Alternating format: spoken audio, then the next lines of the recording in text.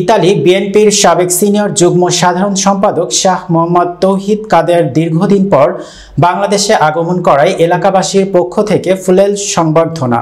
নোয়াখালী থেকে মনির হোসেন সজীবের পাঠানো তথ্য ও ভিডিও চিত্রে দেখুন বিস্তারিত। ইতালি বিএনপির সাবেক সিনিয়র যুগ্ম সাধারণ সম্পাদক ও ইতালি বিএনপির সাধারণ সম্পাদক প্রার্থী শাহ মোহাম্মদ তৌহিদ কাদের দীর্ঘদিন পর বাংলাদেশে আগমন করায় এলাকাবাসীর পক্ষ থেকে ফুল দিয়ে সংবর্ধনা জানান কাদিরপুর ইউনিয়ন বিএনপি অঙ্গ ও সহযোগী সংগঠনের নেতৃবৃন্দ।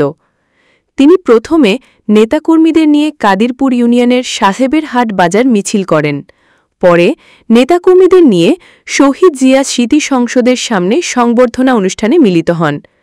এ সময় উপস্থিত ছিলেন ১৬ নং কাদিরপুর ইউনিয়ন বিএনপির সাবেক সভাপতি কাজী আবুল বাশার, সাধারণ সম্পাদক মোশাররফ হোসেন রিপন সহ ইউনিয়ন বিএনপি অঙ্গ ও সহযোগী সংগঠনের নেতৃবৃন্দ। প্রধান আসামি করে আমাকে মামলা দিয়েছে যেন কাদিরপুরের মাটিতে আমি পাড়া দিতে না পারি।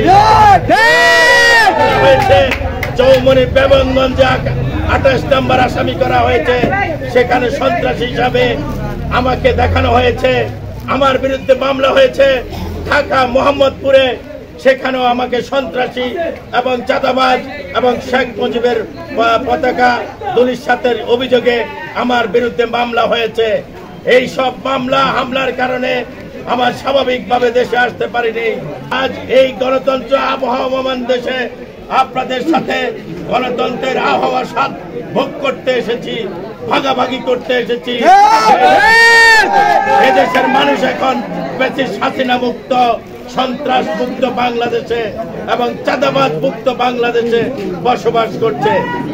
আপনাদের সবাইকে আমি সংগ্রামী সালাম জানাচ্ছি, যারা এত কষ্ট করে এই বর্ষাকালে এই রোদ বৃষ্টি অপেক্ষা করে এই পানি আটু প্রমাণ পানি আছে বিভিন্ন রাস্তায়, যারা এসেছেন আমি আপনাদের কাছে কৃতজ্ঞতা প্রকাশ করছি।